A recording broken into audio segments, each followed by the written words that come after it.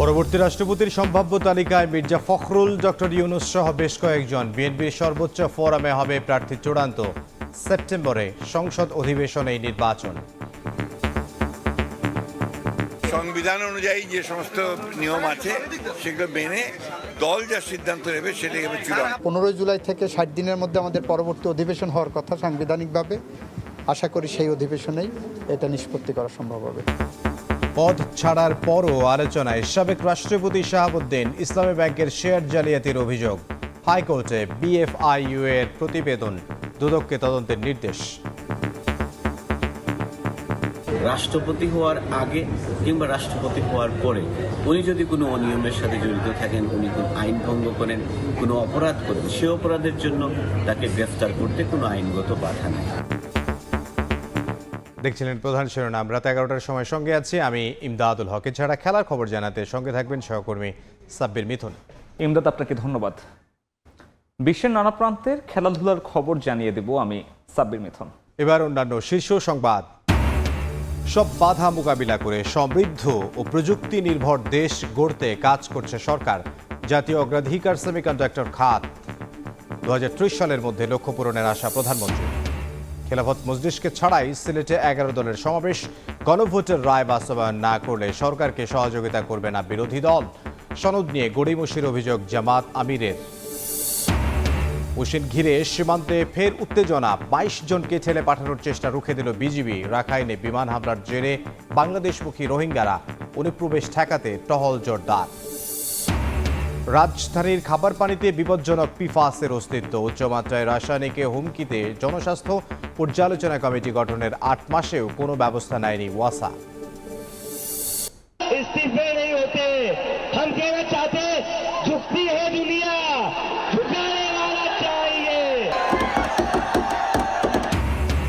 প্রশ্ন ফাঁসের প্রতিবাদে ছাত্র আন্দোলনের মুখে ভারতের শিক্ষামন্ত্রীর পদত্যাগ। গণতন্ত্রের বিজয় আখ্যা ককরোচ জনতা পার্টির। কর্মসূচি প্রত্যাহারের ঘোষণা।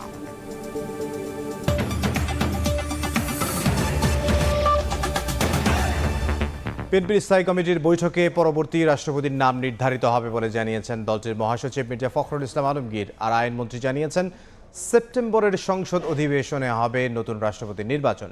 বিশেষ অধিবেশন ডেকে রাষ্ট্রপতি নির্বাচন করার মতো পরিস্থিতি তৈরি হয়নি। সদ্য বিদায়ী রাষ্ট্রপতির বিরুদ্ধে মামলা থাকলে খতিয়ে দেখা হবে বলেও মন্তব্য করেন আইনমন্ত্রী।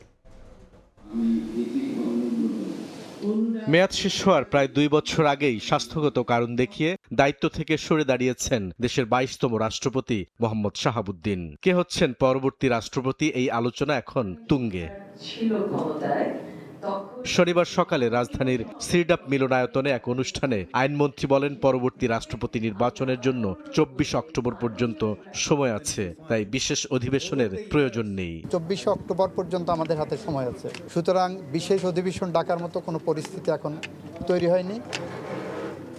যেহেতু 60 দিনের মধ্যে আমাদের 15 জুলাই থেকে 60 দিনের মধ্যে আমাদের পরবর্তী অধিবেশন হওয়ার কথা সাংবিধানিকভাবে। আশা করি সেই অধিবেশনেই এটা নিষ্পত্তি করা সম্ভব হবে।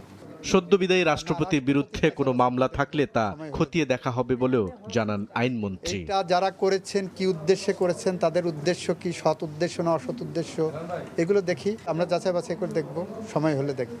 এদিকে পরবর্তী রাষ্ট্রপতি বিএনপির কেউ হবেন কিনা সে সিদ্ধান্ত দলের সর্বোচ্চ পর্যায় থেকেই নেওয়া হবে বলে জানিয়েছেন দলটির সিনিয়র যুগ্ম মহাসচিব অ্যাডভোকেট রুহুল কবির রিজভী। রাষ্ট্রপতি হবেন এটা তো পার্টির ঊর্ধ্বতন যে ফোরাম, সে ফোরামের সিদ্ধান্ত, সেটা তো আমি এখনো জানতে পারিনি।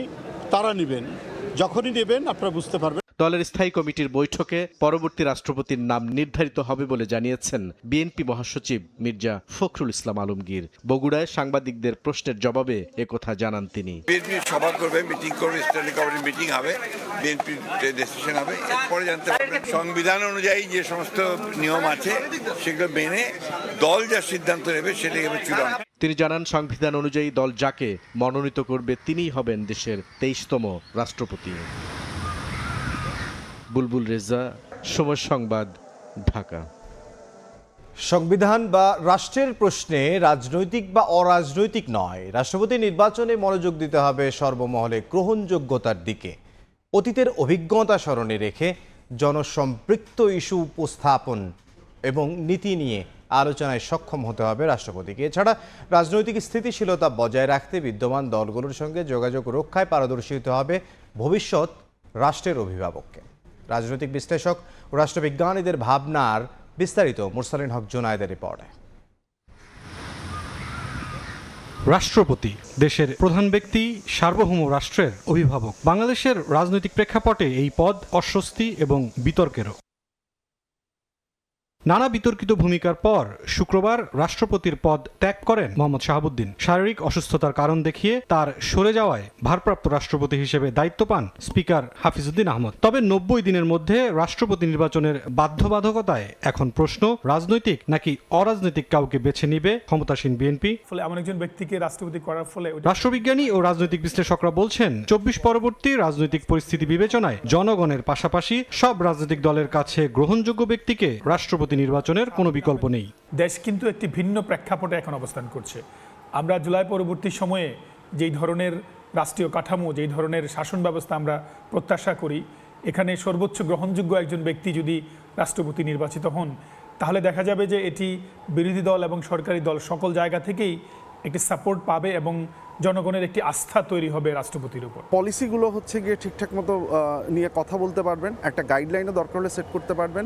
কোনো বিল নিয়ে যদি ওনার কোনো আপত্তি থাকে সেটা হচ্ছে গিয়ে উনি জানাতে সচেষ্ট হবেন। রাজনৈতিক দলগুলোর মধ্যে সুসম্পর্ক বজায় রাখার ক্ষেত্রে একটা অনুঘটক হিসেবে উনি কাজ করবেন। বিশ্লেষকরা বলছেন রাজনৈতিক বা অরাজনৈতিক বিবেচনায় অতীত অভিজ্ঞতার প্রেক্ষিতে নিজ মতাদর্শের কাউকেই রাষ্ট্রপতি হিসেবে বেছে নিবে বিএনপি। পাশাপাশি জুলাই সনদে রাষ্ট্রপতি ও প্রধানমন্ত্রীর ক্ষমতায় ভারসাম্য রাখার বিষয়টিকেও নজরে রাখবে ক্ষমতাসীনরা। একদিকে বিএনপি এমন কাউকে রাষ্ট্রপতি পদে দিতে চাবে না যিনি হচ্ছে গিয়ে একদম কমপ্লিটলি নির্দলীয় বা নন পার্টিজান হবেন।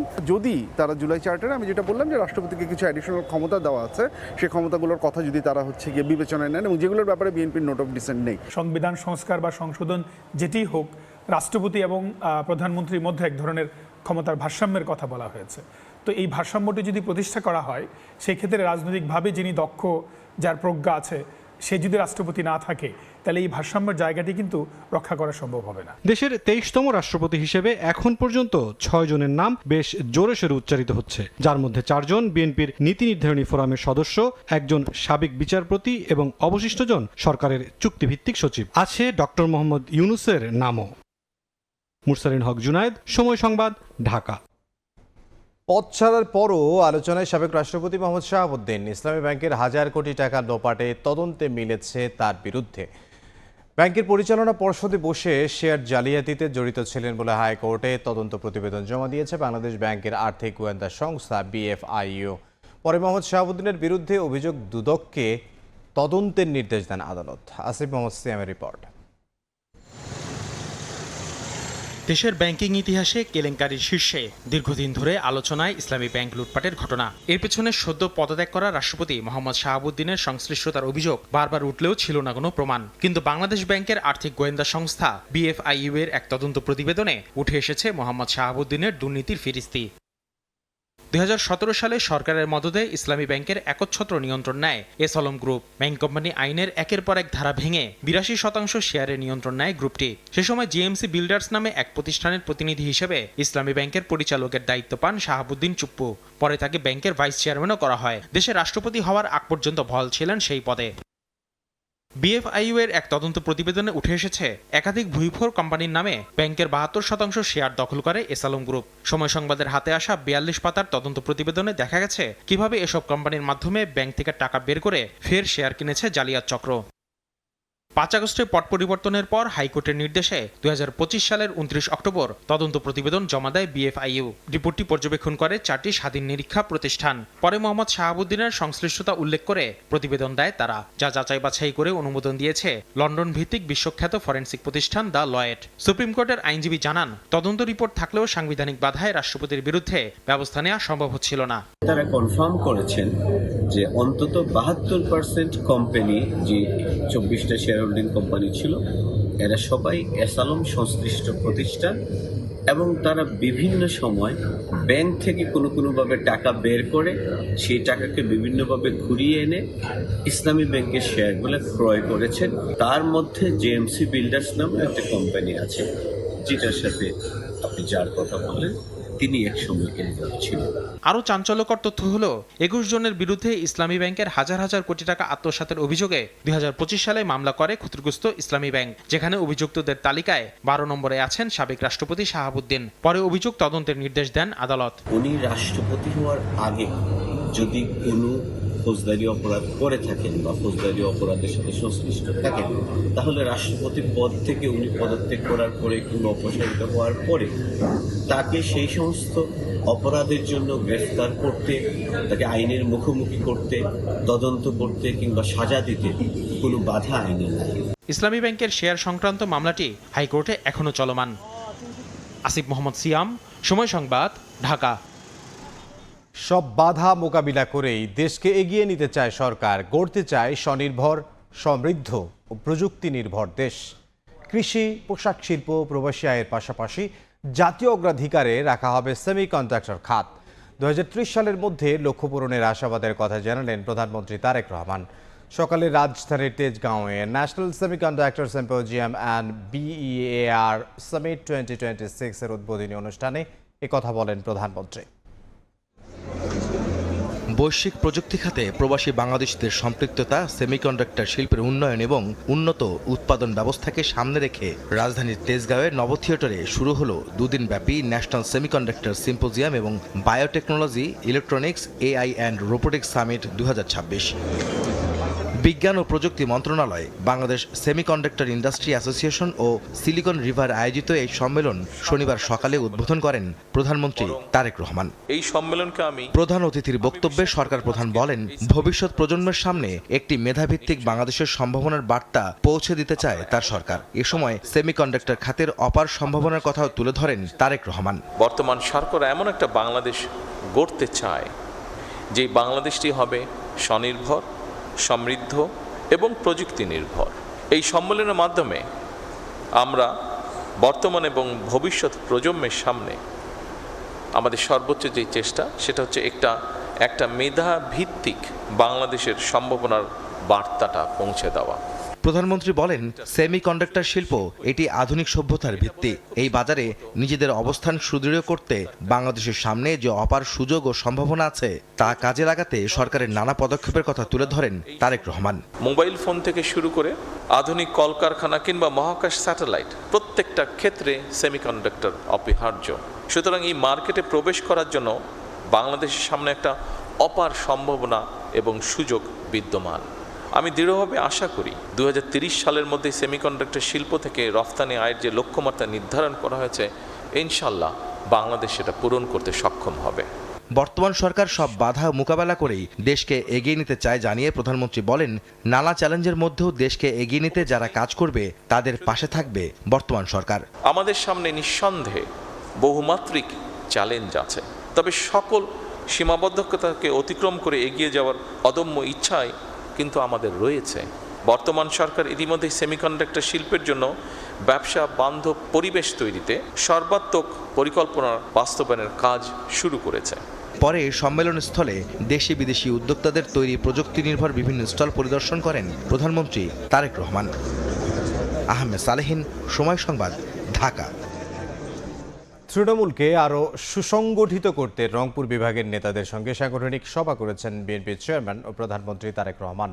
বিকেল 5:30টার দিকে রাজধানীর গুলশানে বিএনপি চেয়ারম্যানের রাজনৈতিক কার্যালয়ে 4.25 ঘণ্টা ধরে চলে এই সভা। এই সভায় অংশ নেন নীলফামারী, কুড়িগ্রাম, গাইবান্ধা, লালমনিরহাট এবং রংপুর জেলা ও মহানগরের দলীয় নেতারা। বৈঠকে সংগঠনকে আরও শক্তিশালী করতে নানা দিক নির্দেশনামূলক নির্দেশ দেন সরকার প্রধান তারেক রহমান।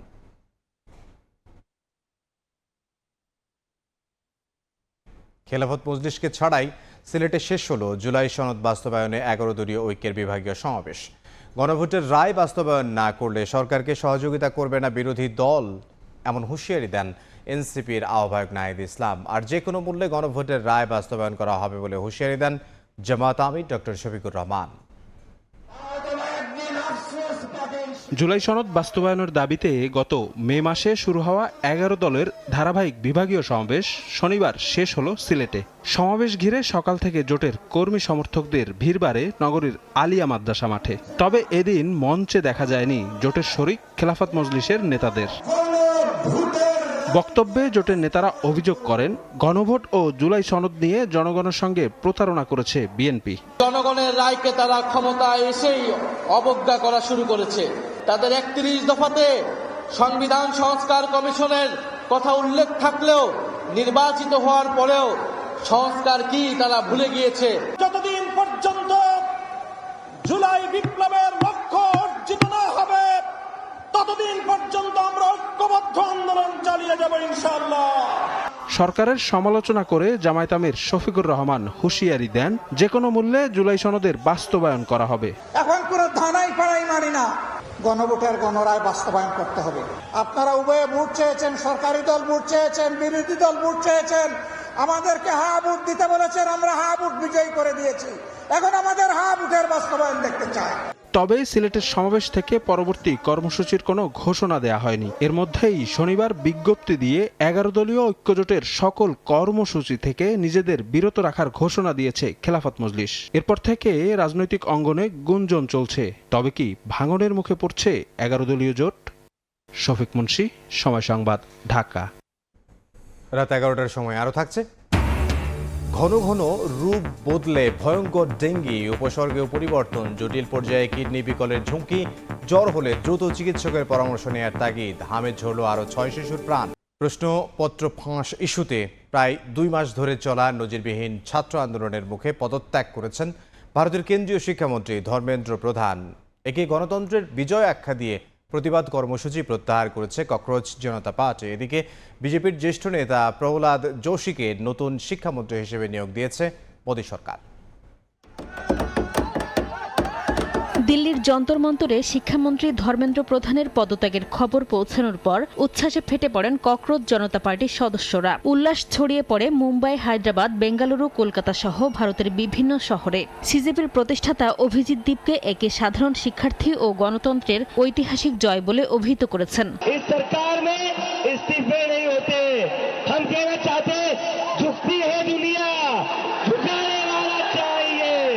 পদত্যাগের বিষয়টি জানিয়ে শিক্ষার্থীদের উদ্দেশ্যে লেখা একটি চিঠি এক্সে পোস্ট করেছেন ধর্মেন্দ্র প্রধান। সেখানে তিনি লেখেন, যন্তর মন্তর এবং সারা দেশে সৃষ্ট পরিস্থিতিকে যেন কোনো রাষ্ট্রবিরোধী শক্তি কাজে লাগাতে না পারে, কোনো শিক্ষার্থীর ভবিষ্যৎ যেন আইনি জটিলতায় আটকে না যায়, এসব বিবেচনা করে পদত্যাগপত্র জমা দিয়েছেন তিনি। শিক্ষামন্ত্রীর পদত্যাগের পর নিজেদের আন্দোলন তাৎক্ষণিকভাবে প্রত্যাহার ঘোষণা করেছে সিজেপি। কেন্দ্রীয় মন্ত্রী জেপি নাড্ডা ও জিতেন্দ্র সিং এর সঙ্গে যৌথ সংবাদ সম্মেলনে তারা জানায়, সরকার সব দাবি মেনে নিয়েছে। পাশাপাশি আন্দোলনে অংশ নেওয়া শিক্ষার্থীদের বিরুদ্ধে দায়ের করা মামলা প্রত্যাহার, ভবিষ্যতে তাদের বিরুদ্ধে কোনো ব্যবস্থা না নেয়া এবং নিট প্রশ্নপত্র ফাঁস সংক্রান্ত ঘটনায় আত্মহত্যা করা শিক্ষার্থীদের পরিবারকে সর্বোচ্চ ক্ষতিপূরণ দেওয়ার আশ্বাসও দিয়েছে কেন্দ্রীয় সরকার।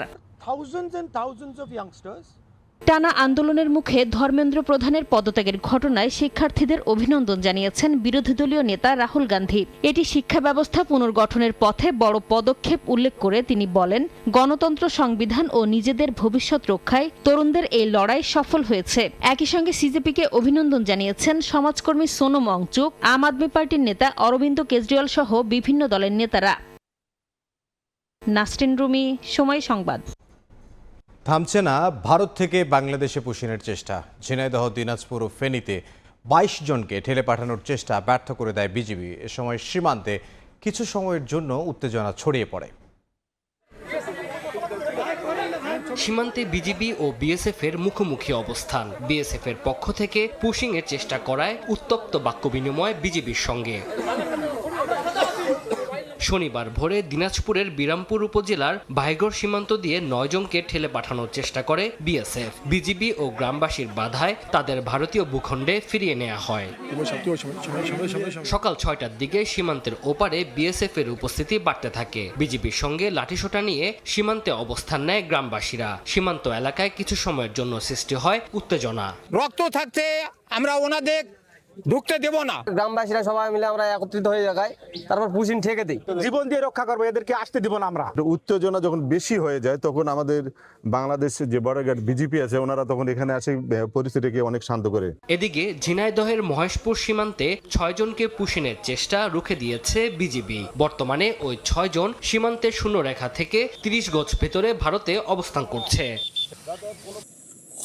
এদিকে ফেনীর শ্রীপুর সীমান্তে 7 জনের পুশিং প্রতিহত করেছে বিজিবি জানায় নিয়মিত টহলের সময় সীমান্তের শূন্যরেখায় তাদের শনাক্ত করা হয়।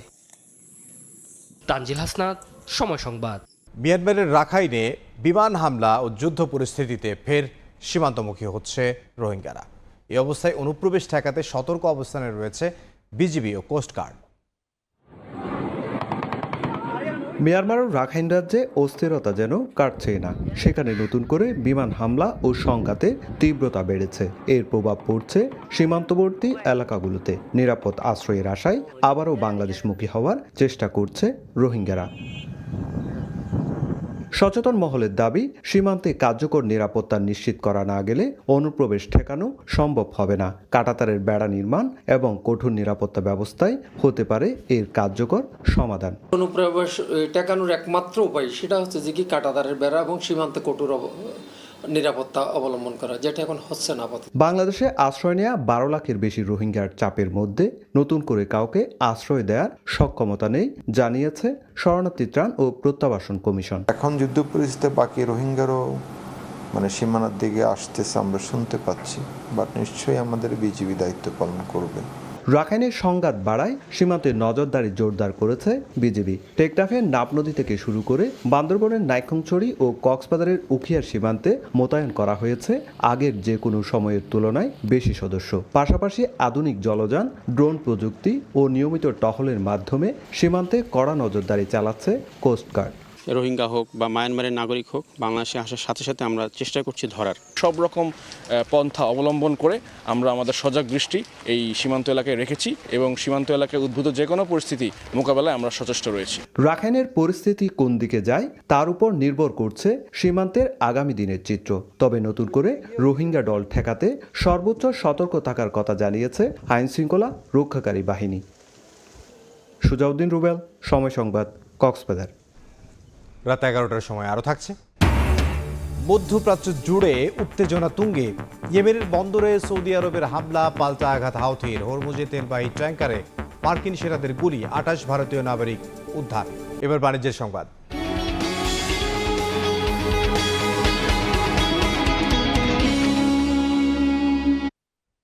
বিশ্বের 60 দেশে আরোপ করা মার্কিন শুল্ক বাংলাদেশের জন্য উদ্বেগজনক নয়, কারণ আগের শুল্কের মেয়াদ শেষ হওয়ায় একই হারে আবার তা আরোপ হচ্ছে নতুন করে।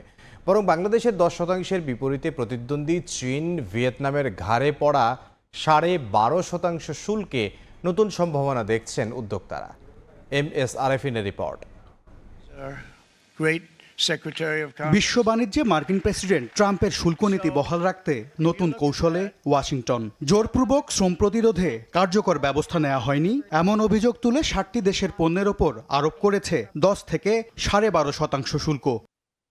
নতুন শুল্কের আওতায় ভারত, বাংলাদেশ, পাকিস্তান, কম্বোডিয়ার পণ্যে 10% শুল্ক বসানো হয়েছে। চীন, ভিয়েতনামের জন্য যা 12.5%। প্রধান প্রতিদ্বন্দ্বীদের তুলনায় বাংলাদেশের শুল্ক ভার কম হওয়ায় সম্ভাবনা দেখছেন উদ্যোক্তারা। যদি এইটা হয় তাহলে অন্তত ভিয়েতনামের সাথে যে আমাদের প্রতিযোগিতার যে সক্ষমতা ইউএস মার্কেটে, সেটা কিছু হলেও আমাদের প্রতিযোগিতার সক্ষমতা বৃদ্ধি পাবে। চলতি বছরের শুরুতে যে 10% সাময়িক বৈশ্বিক শুল্ক আরোপিত করেছিল ট্রাম্প প্রশাসন, তার মেয়াদ শেষ হয়েছে 24 জুলাই। ওই দিন থেকেই কার্যকর হয়েছে নতুন শুল্ক হার। উদ্যোক্তারা বলছেন এতে নতুন শুল্কের চাপ বাড়ছে না। পৃথিবীর এমন দেশ থেকে আমরা র মেটেরিয়াল সোর্স করি যেখানে ফোর্স লেবার ব্যবহৃত হয়, সেটার পরিপ্রেক্ষিতে এই 10% ট্যারিফ ইম্পোজ করা হয়েছে, যেটা 122 যে সেকশন, সেটা 10% যেটা ছিল সেটা রিপ্লেস হচ্ছে। এই হলো আমাদের আন্ডারস্ট্যান্ডিং। সুতরাং নতুন করে কোনো ট্যারিফ ইম্পোজ হচ্ছে না। নেতিবাচক রপ্তানি আয়ের কঠিন সময়ে মার্কিন শর্ত যেন বাড়তি চাপ তৈরি করতে না পারে, সে ব্যাপারে সরকারকে কৌশলী হওয়ার পরামর্শ অর্থনীতিবিদদের। কূটনৈতিক দক্ষতার মাধ্যম দিয়ে হোক, রাজনৈতিক দক্ষতার মাধ্যম দিয়ে হোক, বাংলাদেশের যে রপ্তানি বাজারগুলো রয়েছে, যে রপ্তানি গন্তব্যগুলো রয়েছে, সেই রপ্তানি বাজারের সাথে আমাদের নেগোসিয়েশন করতে হবে। রপ্তানির পথে থাকা পণ্য আগামী 28 জুলাই দিবাগত রাত 12:01 পর্যন্ত যুক্তরাষ্ট্রে পৌঁছালে সেসব পণ্যের ক্ষেত্রে আগের শুল্ক হারই বহাল থাকবে। MS আরেফিন, সময় সংবাদ, ঢাকা।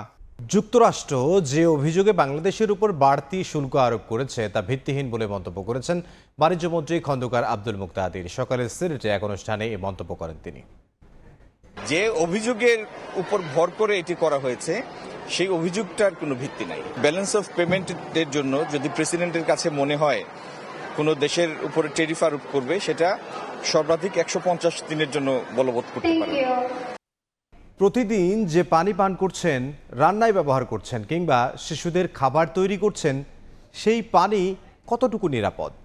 রাজধানীর খাবার পানিতে শনাক্ত হয়েছে বিপজ্জনক রাসায়নিক পিফাস, যা ক্যান্সারের ঝুঁকি বাড়াতে পারে বলে সতর্ক করছেন গবেষকরা। এ নিয়ে কমিটি গঠনের 8 মাসেও কোনো ব্যবস্থা নেয়নি ওয়াসা। আব্দুল লতিফের ছবিতে আবু সাইদ নিশানের বিশেষ প্রতিবেদন।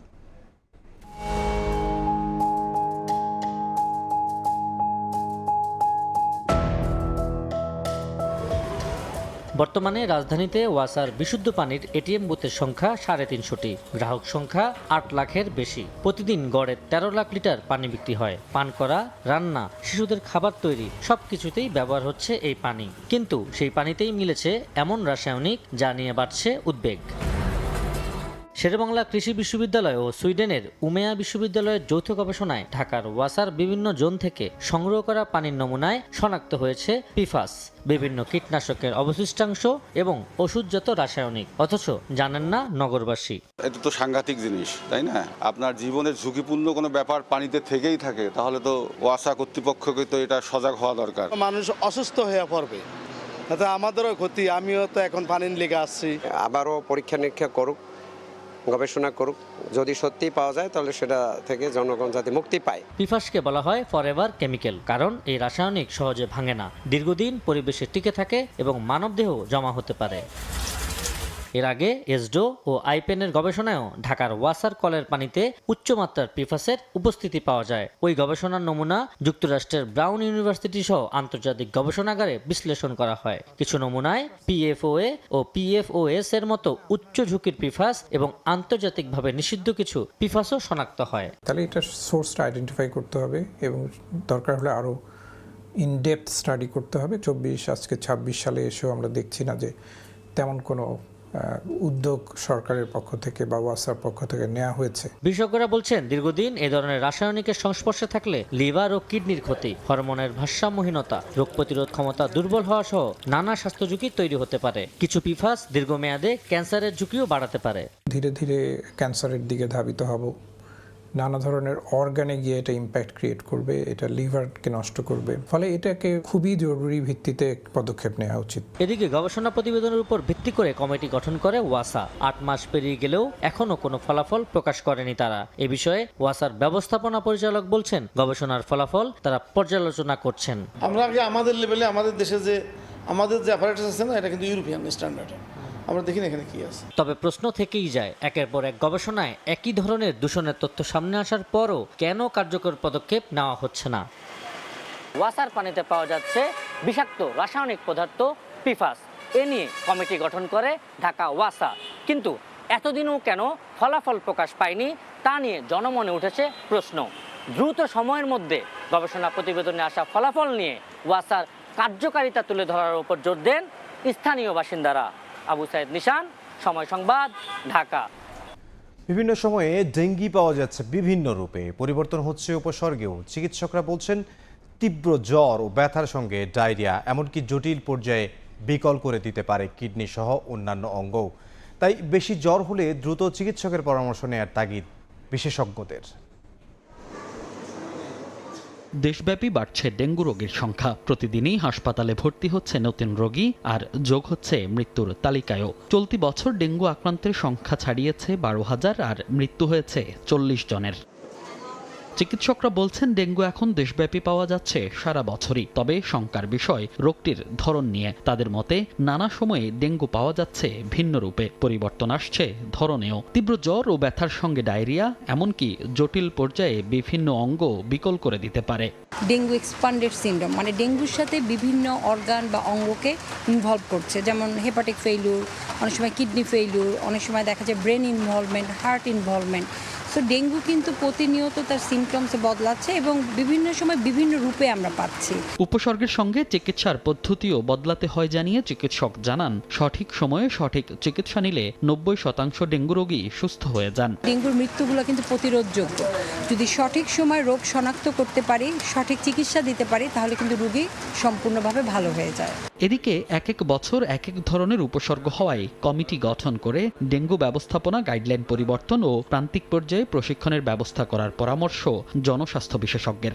এই নির্দেশিকাটা আমাদের একটু দেখে একটু জাস্ট রিভিউ করা দরকার, যে সামান্য কোনো কিছু পরিবর্তন দরকার আছে কিনা। সারা দেশের চিকিৎসক নার্সদের এর উপরে প্রশিক্ষণ দেওয়া দরকার। এই দুইভাবে এগুলে ডেঙ্গু কমাতে পারবো অথবা অন্তত মৃত্যু কমাতে পারবো। যদিও ডেঙ্গু প্রতিরোধে সমন্বিত প্রচেষ্টায় জোর দিতে বলছেন বিশেষজ্ঞরা। বলছেন, কোনো এক পক্ষের একার এ সংকট মোকাবেলা সম্ভব নয়।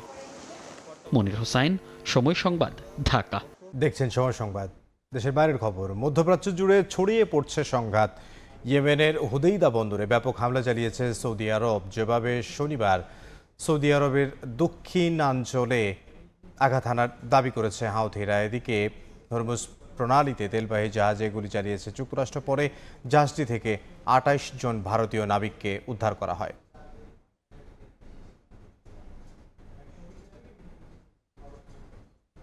এতক্ষণ দেখছিলেন দেশ বিদেশের খবর। এবার খেলার সময় নিয়ে যুক্ত হবেন সহকর্মী সাব্বির মিথুন। ইমদাদ, আপনাকে আবারও ধন্যবাদ। দেখে নেব খেলার সময়ের শিরোনাম। অস্ট্রেলিয়া সফরের আগে চোট জ্বর বাংলাদেশ ক্রিকেট দল। ছিটকে গেলেন নাহিদ রানা। ডারউইনে প্রথম টেস্টে পাওয়া যাবে না লিটনকে। শরীফুলকে নিয়েও অনিশ্চয়তা। চূড়ান্ত হলো নতুন করে ফুটবল ফাইনালের 4 দল। বালক বিভাগে সিলেট, ময়মনসিংহ, বালিকাতে রাজশাহী, রংপুর। প্রাথমিক চিকিৎসা নিয়ে অব্যবস্থাপনার অভিযোগ দলগুলোর। জমকালো আয়োজনে উন্মোচিত হলো সাফ লোগো। বাংলাদেশের ফুটবল উন্মাদনা কাজে লাগাতে চান সাধারণ সম্পাদক। ঘরের মাঠে শিরোপা জিততে আত্মবিশ্বাসী থমাস ডুলি।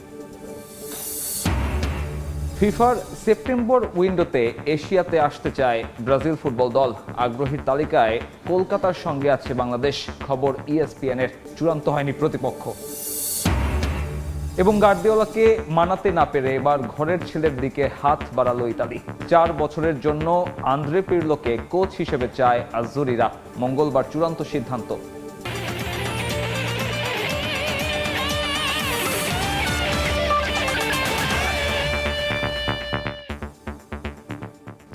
অবশেষে শঙ্কাই সত্যি হলো। ইনজুরিতে অস্ট্রেলিয়া সিরিজ খেলতে পারছেন না নাহিদ রানা। প্রথম টেস্ট থেকে ছিটকে গেছেন লিটন দাস ও শরীফুল ইসলাম। এক বিবৃতিতে বিষয়টি নিশ্চিত করেছে বাংলাদেশ ক্রিকেট বোর্ড। ইনজুরির কারণে মোস্তাফিজুর রহমান ও তানজিম সাকিবেরও শীঘ্রই মাঠে ফেরার সম্ভাবনা নেই। ছোটবেলায় সোনার ডিম পাড়া হাঁসের গল্প পড়ে সবাই, তবে মনে রাখতে পারে কয়জন? নাহিদ রানাকে নিয়েও একই ভুল করল বাংলাদেশ ক্রিকেট বোর্ড। দীর্ঘ 23 বছরের অপেক্ষা শেষে আরাধ্যের অস্ট্রেলিয়া সফর সাদা পোশাকে টাইগারদের যোগ্যতা প্রমাণের বড় মঞ্চ। অথচ এই সিরিজে যে হতে পারতেন বাংলাদেশের ট্রাম্প কার্ড, সেই পেসারই ইনজুরিতে। জিম্বাবুয়ে সিরিজে ওয়ার্কলোড ম্যানেজমেন্টের অভাব চাপাই এক্সপ্রেসকে ছিটকে দিল। 40 দিনের ব্যবধানে লিস্ট এ, ওয়ানডে আর টি-20 মিলিয়ে নাহিদ রানা বল করেছেন 60 ওভারেরও বেশি। নিজেদের প্রিমিয়াম ফাস্ট বোলারের এমন অতিমাত্রায় ব্যবহার ক্ষতিটাই করল। শনিবার আনুষ্ঠানিকভাবে এমন খবর নিশ্চিত করেছে বিসিবি। গ্রেড 2 ইনজুরি সারতে লাগবে অন্তত 1 মাস। এরপর পুনর্বাসন প্রক্রিয়া মিলিয়ে মাঠে ফেরার জন্য দরকার আরও 2 থেকে 4 সপ্তাহ।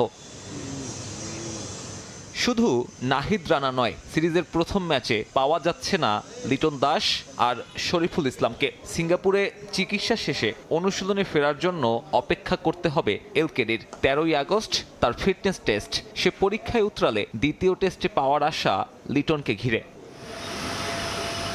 শরীফুল আছেন পুনর্বাসন প্রক্রিয়াতেই। 29 জুলাই থেকে বোলিং অনুশীলন শুরু করতে পারবেন। তার ফিটনেস টেস্ট আগামী 12ই আগস্ট। আনুষ্ঠানিকভাবে না হলেও 13 তারিখ থেকে শুরু হতে যাওয়া টেস্টে তার না থাকার সম্ভাবনাই বেশি। একই বিবৃতিতে মোস্তাফিজুর রহমান আর তানজিম সাকিবের ইনজুরি আপডেট দিয়েছে বিসিবি। চলতি মাসের শেষ দিকে ফিটনেস টেস্ট কাটার মাস্টারের মাঠে ফেরা হচ্ছে না 18ই অগস্টের আগে, আর সাকিব চলতি বছরে মাঠে ফিরতে পারবেন কিনা তাও নিশ্চিত নয়। অবশ্য আপাতত সাদা বলের ফরম্যাটে গুরুত্বপূর্ণ সিরিজ না থাকায় এ দুজনের ইনজুরি ঠিক ততটা চিন্তার নয়। তবে 23 বছর পর সুযোগ পাওয়া অস্ট্রেলিয়া সফরে দলের সেরা পেসারের অনুপস্থিতি টিম ম্যানেজমেন্টের দূরদর্শিতার অভাব প্রমাণ করেছে বেশ ভালোভাবেই। সাব্বির মিথুন, সময় সংবাদ। এদিকে মিরপুরে অস্ট্রেলিয়া সিরিজের প্রস্তুতি শুরু করেছে বাংলাদেশ। প্রথম দিনে প্রস্তুতির অংশ হিসেবে হোম অফ ক্রিকেটে ফিটনেস টেস্ট দেন ক্রিকেটাররা। শান্ত মমিনুল সহ এদিন ফিটনেস টেস্ট দিয়েছেন 11 জন ক্রিকেটার। সবার আগে রানিং শেষ করেছেন পেসার মুশফিক হাসান। ব্যক্তিগত কারণে প্রথম দিনের অনুশীলনে ছিলেন না মুশফিকুর রহিম আর তাইজুল ইসলাম।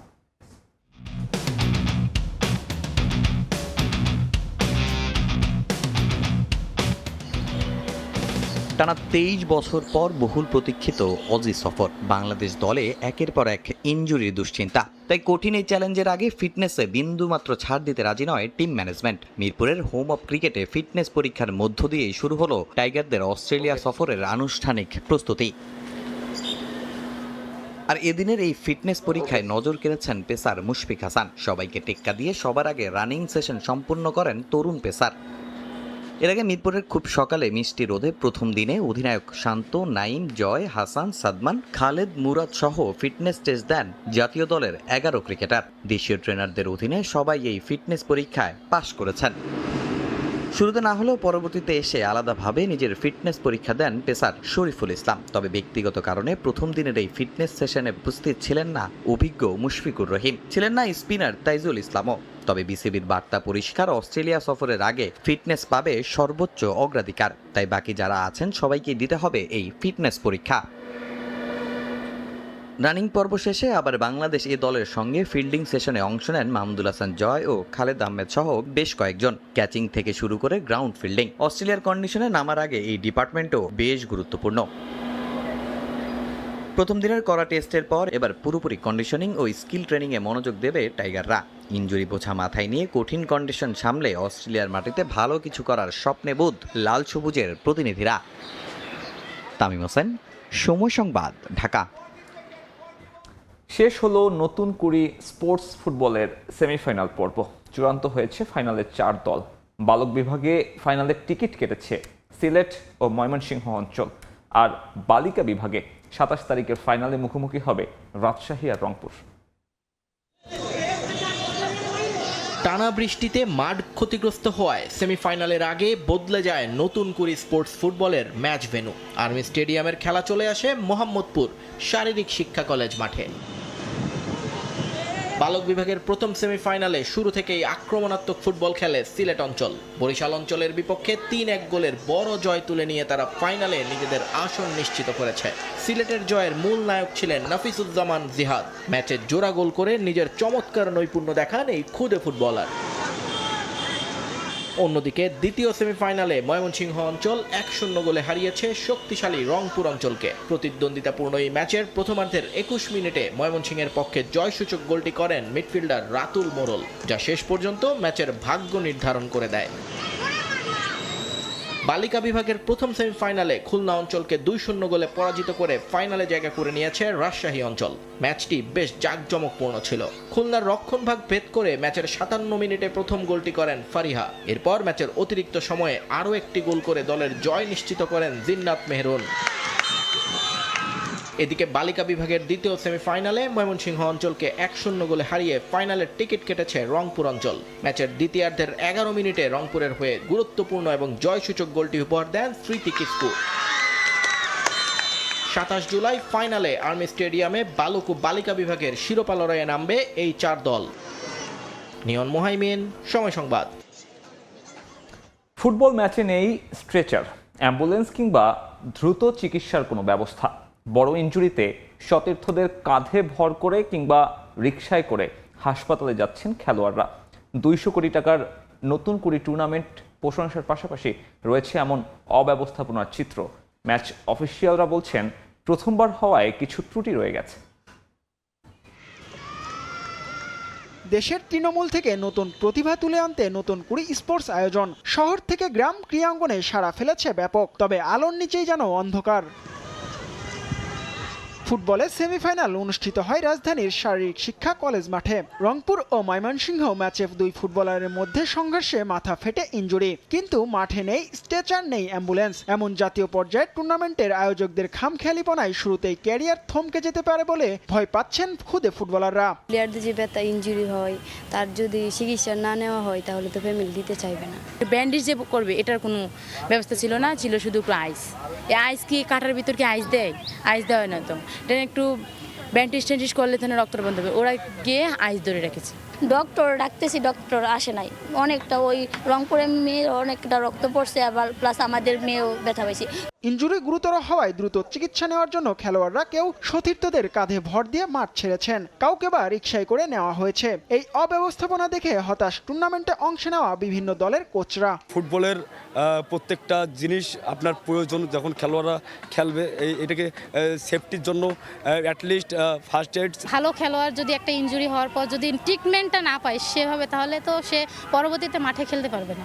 এত বড় একটা খেলা হইতেছে, এত টাকা খরচ করতেছে সরকারে, তো এইগুলো এদিক দিয়ে কোনো তাদের কোনো আমি দেখলাম না কোনো কিছু উন্নতির দিকে কোনো ইমপ্রুভ। ওরকমভাবে ডাক্তারও তো ওরকমভাবে কোনো কিছু, শুধু আইস আছে, আইস দিয়া তাদের ট্রিটমেন্ট হচ্ছে। একটি জাতীয় পর্যায়ের ম্যাচ আয়োজন করতে ফুটবলারদের জন্য কিছু সুযোগ সুবিধা নিশ্চিত করতে হয়। নতুন কুড়ি স্পোর্টসে প্রথমবার সে জায়গাগুলোতে নিশ্চিত করা যায়নি। ফুটবল ম্যাচ অফিসিয়ালও তা স্বীকার করে নেন। প্রথম টাইমে আসলে সব কিছুতে কিন্তু একটুখানি এদিক ওদিক একটু ল্যাকিংস হয়। তারা নোট ডাউন করেছে, আমরা নোট দিয়েছি যে আমাদের এই প্রবলেম হয়েছে। আমি ম্যাচ কমিশনার হিসেবে তাদেরকেও অ্যাডভাইস করেছি, এবং স্ট্রেচারটা দরকার ছিল যেহেতু ছোট ছোট ছেলেমেয়েরা খেলছে। নতুন কুড়ি স্পোর্টসের দ্বিতীয় আসরের জন্য প্রস্তুতি নিচ্ছেন আয়োজকরা। প্রথমবারের ভুল শুধরে নেবেন তারা, প্রত্যাশা খেলোয়াড়দের। জিহাদুল হাসান, সময় সংবাদ, ঢাকা। জমকালো আয়োজনে উন্মোচিত হলো সাফ চ্যাম্পিয়নশিপের লোগো, যেখানে উপস্থিত ছিলেন সাফের অন্তর্ভুক্ত 7 দেশের প্রতিনিধিরা। ঘরের মাঠে খেলা হওয়ায় শিরোপা জেতার ব্যাপারে আত্মবিশ্বাসী তপু মোরসালিনরা। আর জয়ের মানসিকতা থাকলেই সাফ জেতা অসম্ভব নয় বলে জানান লাল সবুজ কোচ থমাস ট্রুলি। দক্ষিণ এশিয়ার বিশ্বকাপ সাফ চ্যাম্পিয়নশিপ 8 বছর পর ফিরতে যাচ্ছে বাংলাদেশে। সেই সাফের অফিসিয়াল লোগো উন্মোচনে লাল সবুজ কোচ থমাস ডুলির সঙ্গে জাতীয় দলের ডিফেন্ডার তপু বর্মন ও মিডফিল্ডার শেখ মোরসালিন ছিলেন। সাফের অন্তর্ভুক্ত 7 দেশের প্রতিনিধিরাও, ভারতীয় হাইকমিশনারও ছিলেন অনুষ্ঠানে। এবারের সাফের লোগো সাজানো হয়েছে বাংলাদেশের ইতিহাস, ঐতিহ্য ও জীববৈচিত্র্যকে কেন্দ্র করে। জানা গেল অফিসিয়াল টাইটেল স্পন্সরের নামও। বিশ্বকাপের মাঝে বাংলাদেশের ফুটবল উন্মাদনা দেখেছেন সাফ সাধারণ সম্পাদক পুরুষোত্তম কাট্টেল। সাফও সফলভাবে আয়োজিত হবে বলে প্রত্যাশা তার। বিশ্বকাপে বাংলাদেশের ফুটবল উন্মাদনা দেখেছি। এদেশের মানুষ ফুটবল খুব ভালোবাসে। আমরা শেষবার বাংলাদেশের ম্যাচে স্টেডিয়াম ভর্তি মানুষ দেখেছি। আশা করি এখানে সাফ সফলভাবে আয়োজিত হবে এবং উপযুক্ত সময়ে আমরা সাফ আয়োজন করতে যাচ্ছি। গেল 23 বছর ধরে একটি সাফের শিরোপার অপেক্ষায় আছে দেশের ফুটবল ভক্তরা। পরিকল্পনা মাফিক দল খেলতে পারলে দেশের মাটিতেই শিরোপা খরা কাটবে বলে বিশ্বাস লাল সবুজ কোচ ডুলির। আমরা টুর্নামেন্টের প্রতিটা ম্যাচ জিততে চাই। পরিকল্পনা অনুযায়ী খেললে শিরোপা জেতা একেবারেই অসম্ভব নয়। এই টুর্নামেন্টে ব্রাজিল, আর্জেন্টিনার মতো দল খেলছে না। এখানে যারা খেলছে তাদের সবার শক্তিমত্তা আমাদের সমানই। শুধু ফুটবলারদের মাঝে জয়ের মানসিকতা ও হাল না ছাড়ার অভ্যাস গড়ে তুলতে হবে। আশা করি এবারই সাফের শিরোপা খরা কাটতে যাচ্ছে। ঘরের মাটিতে দীর্ঘদিনের অপেক্ষার অবসান ঘটাতে চায় তপু মোরসালিন। হামজা সমিতরা যোগ দেওয়ায় বেড়েছে দলের শক্তিও। এবারের আসরে বাংলাদেশের সাফ জয়ের বড় সুযোগ দেখছেন ফুটবলাররাও। আমাদের এই টিমে অনেক চেঞ্জিং আছে এবং অনেক নতুন প্লেয়ার, তার সাথে হামজা সমিতরাও অ্যাড হয়েছে, জায়ান অ্যাড হয়েছে, তার সাথে মনে হয় নতুন আরেকজন অ্যাড হতে পারে। তো definitely we are different team totally. তো এখন ডিফারেন্ট লেভেলের ফুটবল আমরা খেলছি। তো আমরা আশা রাখি যে আমরা এবারে সাফটা ভালো করব এবং ডেফিনেটলি আমরা ম্যাচ 1 থেকে একদম লাস্ট ম্যাচ পর্যন্ত আমাদের পারফরমেন্স থাকবে অন্যরকমের। আমরা খুবই কনফিডেন্ট, আমাদের যে কোনো মূল্যে এবার আমাদের চ্যাম্পিয়ন হতে হবে এই প্রত্যাশা নিয়ে হয়তো আমরা খেলবো মাঠে, হয়তো কি আমরা এই প্রত্যাশা নিয়ে মাঠে খেলতে চাই, যে কোনো কিছুর বিনিময়ে আমরা জিততে চাই, আমরা চ্যাম্পিয়ন হতে চাই। আগামী 4 থেকে 17 নভেম্বর ঢাকার জাতীয় স্টেডিয়ামে আয়োজিত হবে সাফ চ্যাম্পিয়নশিপ। এর আগে ভুটানের থিম্পুতে অনুষ্ঠিত হবে ড্র। তবে ফিফার নিষেধাজ্ঞা থাকায় নেপালের অংশগ্রহণ নিয়ে দেখা দিয়েছে শঙ্কা। হিমালয়ের দেশটির জন্য শেষ মুহূর্ত পর্যন্ত অপেক্ষা করবে সাফ। যদিও নেপাল শেষ পর্যন্ত নিষেধাজ্ঞা না কাটাতে পারলে 6 দল নিয়ে আয়োজিত হবে সাফ চ্যাম্পিয়নশিপ। ফাহিম ইসলাম, সময় সংবাদ, ঢাকা। অক্টোবরে কলকাতায় আন্তর্জাতিক প্রীতি ম্যাচ খেলতে আসবে ব্রাজিল। 5 বারের বিশ্ব চ্যাম্পিয়নদের আমন্ত্রণ জানিয়েছে বাংলাদেশ, সিঙ্গাপুর, কাতারও। এমনটাই দাবি ক্রীড়া বিষয়ক ওয়েবসাইট ESPN-এর। ফিফার সেপ্টেম্বর উইন্ডোতে অস্ট্রেলিয়ার বিপক্ষে ম্যাচের পরই ভারত সফর করতে পারে সেলেসাও। 2026 বিশ্বকাপের পর আন্তর্জাতিক ম্যাচে মাঠে নামছে আবারও হেক্সা পূরণে ব্যর্থ 5 বারের বিশ্ব চ্যাম্পিয়নরা। 2030 বিশ্বকাপের মেগা আসরেই ঘরে তুলতে চায় কাঙ্ক্ষিত শিরোপা। তাই এখন থেকেই দল গোছাচ্ছেন কার্লো অ্যানচেলত্তি। ফিফার সেপ্টেম্বর উইন্ডোতে সেলেসাওরা আন্তর্জাতিক প্রীতি ম্যাচ খেলতে মাঠে নামবে অস্ট্রেলিয়ার বিপক্ষে। প্রাথমিকভাবে সকারুদের বিপক্ষে 2টো ম্যাচ খেলার কথা রয়েছে সেলেসাওদের। 25 সেপ্টেম্বর অস্ট্রেলিয়ার টাউন্সভিলে, আরেকটি 29 সেপ্টেম্বর ব্রিসবেনে অস্ট্রেলিয়ার মুখোমুখি হবে ব্রাজিল। তবে ফিফার এই উইন্ডোতে দলগুলো চাইলে খেলতে পারবে সর্বোচ্চ 4টি ম্যাচ। সেই সুযোগটাই কাজে লাগাতে চাইছে ভারত। আরেকটি ম্যাচ কলকাতায় খেলতে ব্রাজিলকে আমন্ত্রণ জানিয়েছে ইন্ডিয়ান ফুটবল ফেডারেশন। বিশ্বকাপের মাঝেই এ নিয়ে ব্রাজিল ফুটবল ফেডারেশনের সঙ্গে আলোচনা অনেক দূর এগিয়েছে দাবি বিভিন্ন গণমাধ্যমের। ESPN ব্রাজিল জানিয়েছে এখনও ঠিক হয়নি তৃতীয় প্রীতি ম্যাচের সেলেসাওদের প্রতিপক্ষ। তবে ম্যাচটি আয়োজনে ভারতের পাশাপাশি আগ্রহ দেখিয়েছে বাংলাদেশ, সিঙ্গাপুর এবং কাতার। ম্যাচগুলো ফিফা সুপার ডেট মডেলের অন্তর্ভুক্ত। বছর জুড়ে বিভিন্ন দেশে প্রীতি ম্যাচ খেলার পরিকল্পনা ব্রাজিলের। এরই ধারাবাহিকতায় এশিয়াতেও ম্যাচের শিডিউল রাখতে চায় সেলেসাওরা। শিগগিরই প্রতিপক্ষ ও ভেন্যু চূড়ান্ত করবে CBF। বিশ্বকাপ জুড়ে ব্রাজিল, আর্জেন্টিনার প্রতি বাংলাদেশিদের ভালোবাসা ও সমর্থন সামাজিক মাধ্যমে ব্যাপক আলোড়ন সৃষ্টি করে। সে খবর জানা আছে ফুটবল পরাশক্তি দুই দেশের মানুষেরও। আর্জেন্টিনা 2011 সালে বাংলাদেশের নাইজেরিয়ার বিপক্ষে খেলে গেলেও ব্রাজিল এ বঙ্গে আসেনি কখনো। তাই বাংলাদেশও ব্রাজিলকে আমন্ত্রণ জানিয়েছে ম্যাচ খেলতে। এদিকে 49 বছর আগে কলকাতার ইডেন গার্ডেন্সে নিউ ইয়র্কের কসমসের জার্সিতে মোহনবাগানের বিপক্ষে একটা ম্যাচ খেলেছিলেন ব্রাজিলিয়ান কিংবদন্তি পেলে। 2011 সালে আর্জেন্টিনা ভারতে একটি প্রীতি ম্যাচ খেলেছিল ভেনেজুয়েলার সাথে। আর গেল বছর দিল্লির অরুণ জেটলি স্টেডিয়াম ঘুরে যান ফুটবল জাদুকর লিওনেল মেসি। আর্জেন্টাইন মহাতারকার আগমনের পর ব্যবস্থাপনা নিয়ে বিশৃঙ্খলায় বিতর্কের মুখে পড়ে ভারত সরকার। তাই এখনও কলকাতায় ব্রাজিলের ম্যাচ খেলা নিশ্চিত নয়। আর সে সুযোগটাই লুফে নিতে চাইছে বাংলাদেশ। নাজমুল হাসান পুলক, সময় সংবাদ। বিশ্বকাপে না খেলতে পারার ব্যর্থতা থেকে মুক্তি পেতে কিংবদন্তি মিডফিল্ডার আন্দ্রে পিরলোকে কোচ হিসেবে নিয়োগ দিতে যাচ্ছে ইতালিয়ান ফুটবল ফেডারেশন। আসছে মঙ্গলবার টেকনিক্যাল কমিটির মিটিং শেষে আসতে পারে চূড়ান্ত ঘোষণা। 2030 বিশ্বকাপকে সামনে রেখে 4 বছরের জন্য তাকে নিয়োগ দিচ্ছে আজুরিরা। মৌসুমে প্রতি 1.5 মিলিয়ন ইউরোতে সম্মত হয়েছে দুই পক্ষ। ফুটবলে 4 বার বিশ্বকাপ জয়ের সুখস্মৃতি আছে মাত্র 2টি দেশের, জার্মানি ও ইতালি। অথচ গেল 3 বিশ্বকাপ আসরে চূড়ান্ত পর্বে খেলার যোগ্যতাই অর্জন করতে পারেনি আজ্জুরিরা। হঠাৎ করেই কি যেন হয়ে গেল দলটার। এর মাঝে একবার ইউরো জিতেছিল তারা, কিন্তু বিশ্বকাপ বাছাই পর্বে হোঁচট খেতে হয়েছিল ছোট দলগুলোর বিপক্ষেও। সেই দুঃসময় কাটাতে নতুন মিশনে ইতালি। 2030 বিশ্বকাপ মিশন সামনে রেখে নিজেদের ঢেলে সাজাচ্ছে সাবেক বিশ্ব চ্যাম্পিয়নরা। টেকনিক্যাল ডিরেক্টর পদে নিয়োগ দেওয়া হয়েছে কিংবদন্তি পাওলো মালদিনিকে। হেড কোচের পদ সেটাও অনেকটা পাকাপোক্ত হয়ে গেছে। আর কিংবদন্তি আন্দ্রে পিরলোকে নতুন কোচ হিসেবে নিয়োগ দিতে যাচ্ছে আজ্জুরিরা। ইতালিয়ান গ্রেট কোচ কার্লো আনচেলত্তিকে প্রধান কোচের পদে সবচেয়ে বেশি পছন্দ ছিল ইতালিয়ান ম্যানেজমেন্টের। ব্রাজিলের দায়িত্ব ছাড়তে রাজি না থাকায় সাবেক ম্যানচেস্টার সিটি কোচ পেপ গার্দিওলার সঙ্গে যোগাযোগ করে ইতালি। তবে শেষ পর্যন্ত তার সঙ্গে বনিবনা না হওয়ায় ইতালির দায়িত্ব নিতে অস্বীকৃতি জানান গার্দিওলা। এই সপ্তাহেই প্রধান কোচ হিসেবে ঘোষণা হবে আন্দ্রে পিরলোর নাম। মঙ্গলবার ফেডারেশন কার্যালয়ে টেকনিক্যাল কমিটির একটি মিটিং হওয়ার কথা রয়েছে। এরপরেই আনুষ্ঠানিকভাবে জানিয়ে দেওয়া হবে সমর্থকদের। ইতালিয়ান বেশ কিছু গণমাধ্যমের দাবি 2030 বিশ্বকাপ পর্যন্ত আপাতত তার সঙ্গে চুক্তি করতে যাচ্ছে আজ্জুরিরা, যেখানে মৌসুম প্রতি 1.5 মিলিয়ন ইউরো করে পাবেন এই মিডফিল্ডার। আর্থিক বিষয়ে দুই পক্ষ মৌখিকভাবে সম্মত হয়েছে। দেশটির ফুটবলে সুদিন ফেরাতে কিংবদন্তিদের হাতে দায়িত্ব দিয়েছে ফেডারেশন। টেকনিক্যাল কমিটির নেতৃত্বে পাওলো মালদিনি আর কোচ হিসেবে আসছেন আন্দ্রে পিরলো। তিনি অবশ্য দুবাই ইউনাইটেড এফসির ইনচার্জের দায়িত্বে আছেন। তবে আনুষ্ঠানিক ঘোষণা আসার আগে দুই পক্ষের সমঝোতায় চুক্তি ভঙ্গ করে দেশের ফুটবলের দায়িত্ব নিতে হবে পিরলোকে।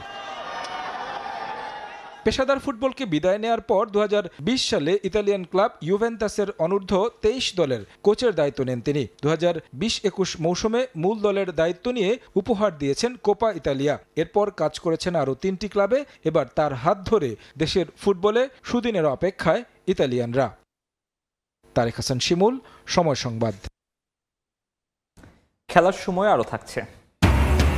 হুয়ান গাম্পার ট্রফির তারিখ চূড়ান্ত করেছে বার্সেলোনা। 19 আগস্ট নু ক্যাম্পে আতিথ্য নেবে আল আহলি। প্রথমবারের মতো কোনো আরব ক্লাবকে আমন্ত্রণ জানালো কাতালুনিয়ানরা। আরএফএল ওয়াটার পাম্পের রোটর এখন আরো উন্নত আর বিদ্যুৎ সাশ্রয় হয় 20% পর্যন্ত। লিওনেল মেসি আর্জেন্টিনার হিরো। ব্রাজিল কিংবা পর্তুগাল ফুটবল প্রেমীদের কাছে তিনি চিরপ্রতিদ্বন্দ্বী। কিন্তু এক গবেষণায় দেখা গেল মেসির পূর্বপুরুষদের শেকড় আছে ওই দুই দেশেই। আর এই খবর নেট দুনিয়ায় রীতিমতো আলোচনার ঝড় তুলেছে। ফুটবল ইতিহাসের মহা তারকা লিওনেল মেসি আর্জেন্টিনার জার্সিতে যিনি জয় করেছেন বিশ্ব। কিন্তু কেমন হবে যদি শোনেন এই আর্জেন্টাইন জাদুকরের ধমনীতে বইছে চিরপ্রতিদ্বন্দ্বী ব্রাজিলের রক্ত? হ্যাঁ, অবাক করা হলেও মেসির বংশের শিকড় লুকিয়ে আছে ব্রাজিলে।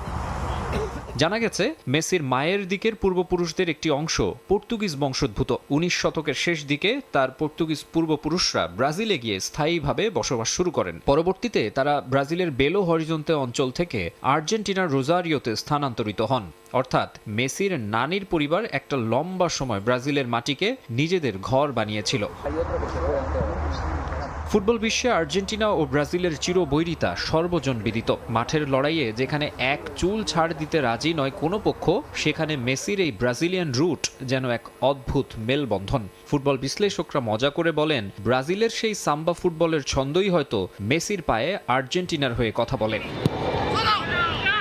তবে রক্তে যে শিকড়ই থাকুক না কেন, মেসি নিজেকে মনে প্রাণে একজন খাঁটি আর্জেন্টাইন ভাবেন। আর্জেন্টিনিয়ানদেরও তার প্রতি অসীম ভালোবাসা। তাই তো প্রিয় তারকার বিদায় বেলায় ডুকরে কাঁদছে সবার মন। সতীর্থরাও মেনে নিতে পারছেন না যা।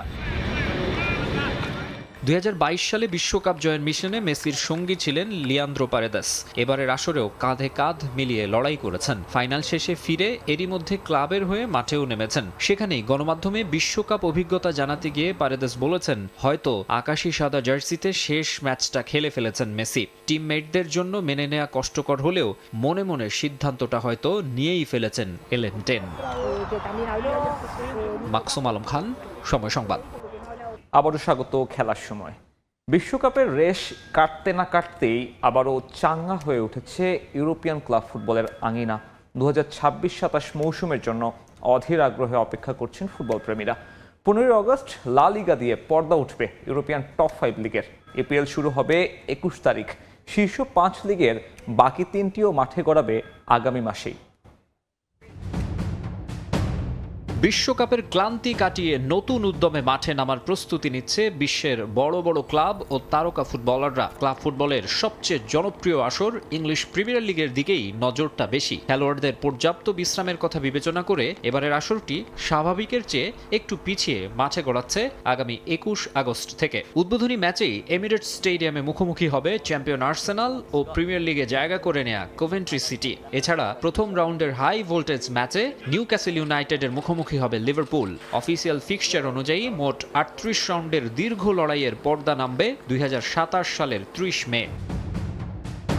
স্প্যানিশ ফুটবলের রোমাঞ্চের পারদ ছড়াতে শতভাগ প্রস্তুত লা লিগাও। আগামী 15 আগস্ট দেপোর্তিভো আলাভেস ও গেতাফের মধ্যকার ম্যাচ দিয়ে শুরু হচ্ছে স্পেনের শীর্ষ ঘরোয়া লিগের খেলা। ডিফেন্ডিং চ্যাম্পিয়ন বার্সেলোনা তাদের শিরোপা ধরে রাখার মিশন শুরু করছে 24 আগস্ট এলচের বিপক্ষে ম্যাচ দিয়ে। রিয়াল মাদ্রিদের যাত্রা শুরু 23 আগস্ট এসপানিওলের বিপক্ষে। ফুটবল ভক্তদের মূল আকর্ষণ যে লড়াইকে ঘিরে, সেই এল ক্লাসিকোর দিনক্ষণ চূড়ান্ত। আগামী 26 অক্টোবর এ মৌসুমের প্রথম এল ক্লাসিকোতে ক্যাম্প নুতে রিয়াল মাদ্রিদকে আতিথ্য দেবে বার্সা। আর সান্তিয়াগো বার্নাবুতে ফিরতি ম্যাচটি অনুষ্ঠিত হবে 2027 সালের 10 মে, যা লিগের শিরোপা নির্ধারণে বড় ভূমিকা রাখতে পারে। লা লিগা এবং প্রিমিয়ার লিগের পাশাপাশি আগস্টের মাঝামাঝি ও শেষ সপ্তাহে পর্দা উঠবে জার্মান বুন্দেসলিগা এবং ইতালিয়ান সিরিয়ার। 29 আগস্ট উদ্বোধনী ম্যাচে স্টুটগার্টের মুখোমুখি হবে Bayern Munich. 22 August Udinese Como match দিয়ে মাঠে গড়াবে সিরিয়া। উদ্বোধনী দিনেই ডিফেন্ডিং চ্যাম্পিয়ন ইন্টার মিলান লড়বে মনজার বিপক্ষে। আর ফ্রেঞ্চ লিগ ওয়ানে 22 আগস্ট প্রথম ম্যাচ মার্শেই স্ট্রাসবরোর। চ্যাম্পিয়ন পিএসজির অভিযান শুরু রেনের বিপক্ষে 24 আগস্ট। ঘরোয়া লিগগুলোর পাশাপাশি কাপ চ্যাম্পিয়নশিপের সূচিও ফুটবলারদের ব্যস্ত রাখবে।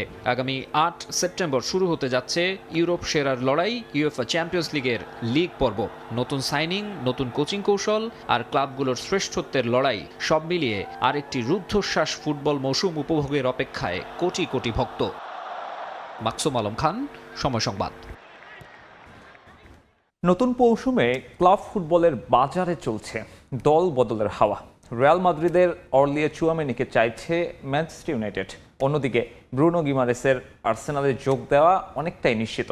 আর 2026 বিশ্বকাপে আলো ছড়ানো কেপ ভার্দের গোলরক্ষক ভসিনিয়া যোগ দিলেন চিলির বিখ্যাত ক্লাব কলো কলোতে।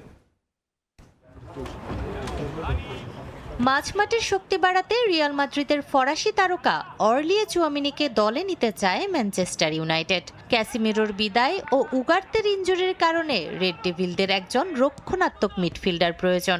রিয়ালের নতুন কোচ হোসে মরিনহোও নাকি চুয়ামিনিকে ছাড়তে রাজি, যাতে সেই অর্থ দিয়ে ম্যানচেস্টার সিটির রদ্রিকে সান্তিয়াগো বার্নাবুতে আনা যায়।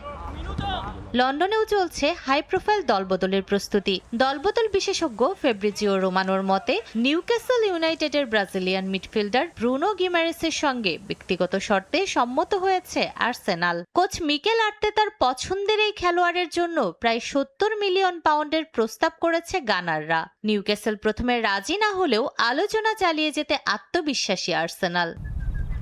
এদিকে দলবদলের বাজারের আরেক চমক বিশ্বকাপের ড্রিম টিমে জায়গা পাওয়া অন্যতম সেরা গোলরক্ষক ভোজেনিয়া। রাউন্ড অফ 32-তে আর্জেন্টিনার বিপক্ষে দুর্দান্ত লড়াইয়ের পর তাকে পেতে চেয়েছিল ইন্টার মায়ামি সহ বেশ কিছু ক্লাব। তবে সব গুঞ্জন উড়িয়ে 18 মাসের চুক্তিতে চিলির ঐতিহ্যবাহী ক্লাব কলো কলোতে যোগ দিচ্ছেন কেপ ভার্দের এই গোলকিপার। চুয়ামিনি ওল্ড ট্র্যাফোর্ডে আসবেন কিনা, আর্তেতা শেষ পর্যন্ত ব্রুনোকে পাবেন কিনা, কিংবা চিলিতে কেমন করবেন গোলরক্ষক ভোজেনিয়া, তা সময়ই বলে দেবে। তবে বিশ্বকাপ শেষে এখন ফুটবল প্রেমীদের চোখ ট্রান্সফার মার্কেটে। নূরে জান্নাত, সময় সংবাদ। বার্সেলোনা সমর্থকদের দীর্ঘ প্রতীক্ষার অবসান ঘটিয়ে অবশেষে আলোর মুখ দেখতে যাচ্ছে ন্যু ক্যাম্পের নতুন রূপ। স্পটিফাই ক্যাম্প নু নামের এই ঐতিহাসিক ঘরের মাঠে ফেরার উপলক্ষটা আরও বেশি রঙিন করতে যাচ্ছে বার্সেলোনা। আগস্টের 19 তারিখ ঘরের মাঠে বসছে তাদের ঐতিহ্যবাহী হুয়ান গাম্পার ট্রফির আসর। আর সেই জমকালো রাত মাতাতে কাতালোনিয়ায় পা রাখছে আফ্রিকার ফুটবল জায়ান্ট মিশরের দল আল আহলি। প্রথমবারের মতো কোনো মধ্যপ্রাচ্যের দলকে আমন্ত্রণ জানালো বার্সেলোনা। 1966 সাল থেকে শুরু হওয়া হুয়ান গাম্পার ট্রফি কেবল একটা প্রীতি ম্যাচ নয়, এটা বার্সেলোনা ক্লাবের ঐতিহ্য, আবেগ আর নতুন মৌসুমের শুভ সূচনার এক অবিচ্ছেদ্য অংশ। ক্লাবের প্রতিষ্ঠাতা হুয়ান গাম্পারের স্মরণে প্রতি বছর মৌসুম শুরুর আগে বিশ্বজুড়ে বার্সেলোনা ভক্তদের এই এক ম্যাচের জন্য মুখিয়ে থাকতে দেখা যায়। অতীতে বিশ্বের বাঘা বাঘা অনেক ক্লাবকে এখানে আমন্ত্রণ জানানো হলেও এই প্রথমবার মধ্যপ্রাচ্য বা আরব বিশ্বের কোনো ক্লাবকে মর্যাদাপূর্ণ ট্রফিতে খেলার জন্য আমন্ত্রণ জানালো বার্সেলোনা। এবারের হুয়ান গাম্পারে বার্সার প্রতিপক্ষ মিশরীয় ক্লাব আল আহলি। আর এই বিশেষ আমন্ত্রণ পাওয়ার পেছনে রয়েছে আল আহলির বিশাল অর্জন এবং বিশ্বজুড়ে তাদের আকাশ ছোঁয়া জনপ্রিয়তা। শতবর্ষের বেশি সময় ধরে চলা এই ক্লাবটি আফ্রিকার মাটিতে যেমন ফুটবলের বরপুত্র, তেমনি ফিফা ক্লাব বিশ্বকাপে ইউরোপীয় জায়ান্টদেরও বহুবার কাঁপিয়ে দিয়েছে। মিশরের এই লাল ঘরের দলটির ট্রফি ক্যাবিনেট সমৃদ্ধ রেকর্ড সাফল্যে। বার্সেলোনার মাঠে স্বাগতিকদের বিপক্ষে তাদের এই লড়াই নিছক কোনো প্রীতি ম্যাচ নয়, বরং মহাদেশীয় ফুটবলের দুই ভিন্ন সংস্করণের এক রোমাঞ্চকর মিলন মেলা। ইউরোপ আর আফ্রিকার দুই পরাশক্তির এই দ্বৈরথ দেখতে এখন থেকেই টিকিটের জন্য হাহাকার শুরু হয়ে গেছে। নতুন ক্যাম্প নুর গ্যালারি ভর্তি দর্শকের উন্মাদনা, পেদ্রি লামিনে ইয়ামালদের পাসিং জাদু আর আল আহলির আক্রমণাত্মক ফুটবল, সব মিলিয়ে 19 আগস্টের এই রাতটি হতে চলেছে ফুটবল ইতিহাসের এক অনন্য দলিল। নিয়ন মোহাইমিন, সময় সংবাদ। নতুন কোচ আর এক ঝাঁক নতুন ফুটবলার দিয়ে মৌসুম শুরুর অপেক্ষায় রিয়াল মাদ্রিদ। হোসে মরিনিওর অধীনে কোন কৌশলে খেলবে লস ব্লাঙ্কোস? রদ্রি কিংবা মাইকেল অলিসি কি গায়ে জড়াবে রিয়ালের জার্সি? পোস্টার পরে ভিনিসিয়াস জুনিয়রকে নিয়েও বা টিম ম্যানেজমেন্টের পরিকল্পনা কি? উত্তর খোঁজার চেষ্টা হয়েছে এবারের প্রতিবেদনে। বিশ্বকাপ শেষে দরজায় কড়া নাড়ছে ক্লাব ফুটবল। নতুন কোচের অধীনে নতুন করে ঘুরে দাঁড়ানোর স্বপ্নে বিভোর মাদ্রিদিস্তা। শুক্রবার প্রথমবারের মতো ডাগ আউটে দাঁড়ান হোসে মরিনিও। প্রি সিজনের ম্যাচ হলেও কিছুটা আন্দাজ করা গেছে অল হোয়াইটদের সম্ভাব্য কৌশল। সেই পুরনো 4-2-3-1 ফরমেশন।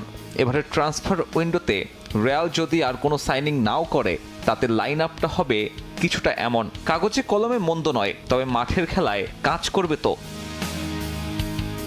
মরিনিওর এই ফরমেশনে সবচেয়ে গুরুত্বপূর্ণ ডাবল পিভট। কোনো নতুন সাইনিং না হলে যেখানে দেখা যাবে চুয়েমেনি ভালভার্দে জুটি, তবে পর্তুগিজ মাস্টারমাইন্ড চাচ্ছেন বিশ্বকাপ সেরা খেলোয়াড় রদ্রিকে। অন্যদিকে ক্লাব প্রেসিডেন্টের পছন্দ মাইকেল অলিসে।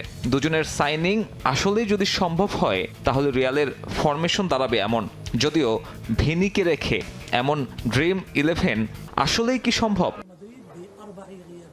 আগামী জুনে শেষ হতে যাওয়া চুক্তি এখনও নবায়ন করেননি ভিনি। বেতন বাড়ানোর পাশাপাশি দাবি করেছেন কন্ট্রাক্ট রিনিউয়াল ফি। এর মাঝেই গুঞ্জন ব্রাজিলিয়ান উইঙ্গারকে কিনতে আগ্রহী আর্সেনাল। ভিনিকে বিক্রি করলে অলিসের জন্য যেমন টাকা জোগাড় হবে, ঠিক তেমনি এমবাপে ফিরতে পারবেন লেফট উইংয়ে। রদ্রিগোর জন্যও লাভ, তবে এমনটা হলে সেন্টার স্ট্রাইকার হিসেবে স্কোয়াডে থাকবে শুধুমাত্র গঞ্জালো গার্সিয়া আর এন্ড্রিক, দুজনই তরুণ। ভিনিকে ছেড়ে দেবার আর একটা কারণ হতে পারে রিয়ালের ড্রেসিং রুম। গুঞ্জন আছে ভিনি বেলিংহ্যামের সঙ্গে দ্বন্দ্ব এমবাপের। মরিনিওর অধীনে এসব বিষয়ে কোনো একটা সমাধান বের করতেই হবে টিম ম্যানেজমেন্টের। মরিনিওর প্রথম প্রি ম্যাচ খুব একটা আশাব্যঞ্জক হয়নি। একাডেমির দুজন আর অধিকাংশ বিশ্বকাপ না খেলা ফুটবলারদের নিয়ে অনেকটাই ছিল খাপছাড়া। নড়বড়ে ছিল রক্ষণ, আক্রমণেও ধারহীন, ঠিক যেন 13 বছর আগে মরিনিওর সেই পুরনো রিয়াল মাদ্রিদ। তবে তারকাদের অন্তর্ভুক্তি, মৌসুমের শুরুর আগে টিম ট্রেনিং সেশন, সবকিছু মিলিয়ে উন্নতি হবে। টানা 2 মৌসুম ট্রফির মুখ না দেখা লস ব্লাঙ্কোস ঘুরে দাঁড়াবে প্রত্যাশা সমর্থকদের। সাব্বির মিথুন, সময় সংবাদ।